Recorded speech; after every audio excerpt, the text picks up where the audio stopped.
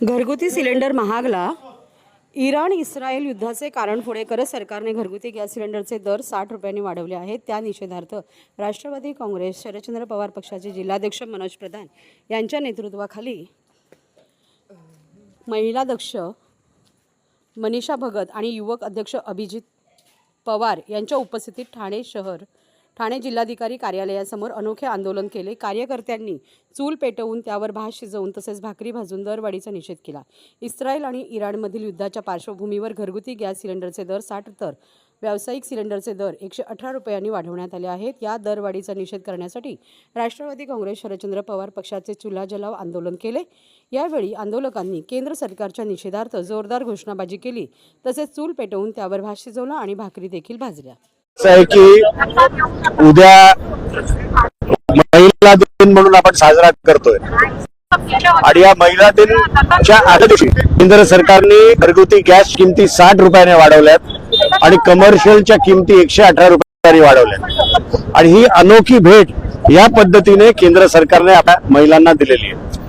म्हणजे एकीकडनं लाडकी बहीण म्हणायचं 1500 रुपये द्यायचं, पण दुसऱ्या बाजूने हे असं थोडं पैसे काढत घ्यायचे. त्याचा निषेध करायचा आज आम्ही या ठिकाणी आलेलो आहे. आपण बघितलं की गॅसवरनं आम्हाला आमच्या महिलांना पुन्हा एकदा शेगडीवर जायची पाळी आलेली आहे आणि आज त्यांनी भाकरी आणि भात हा शेगडीवर बनवायला सुरुवात केली या रस्त्यावर. एवढंच मला या ठिकाणी सांगायचं. सर, एकीकडे भावावाढ करतात आणि हरदीप सिंग पुरी सांगतात की आमच्याकडे मुबलक गॅस आहे. त्याच सगळ्या गोष्टी आहेत ना. आता जर इराण आणि युएसएच्या वॉरमुळे जर या किमती वाढल्या असतील तर किमान त्यांनी एवढं तरी सांगावं की युद्ध संपल्यानंतर या किमती परत पहिल्याच्या याच्यावर असणार आहेत. तसंही ते सांगत नाहीत. एकदा वाढलेली किंमत कमी होत नाही. त्यामुळे त्यांना कारण मिळालं या इराण वॉर.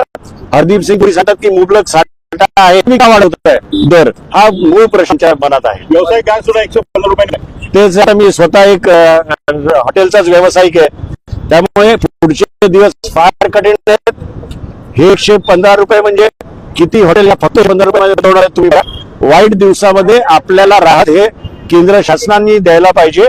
त्याच्या व्यतिरिक्त जाऊन तर या पद्धतीने ही गॅस वाढ त्यांनी केली आहे. याचा विरोध सगळ्या नागरिकांनी केला पाहिजे आणि आपल्या माध्यमातून मी सगळ्या नागरिकांना सांगेन की तुम्ही पण रस्त्यावर उतरून अशा प्रकारचं आंदोलन करा.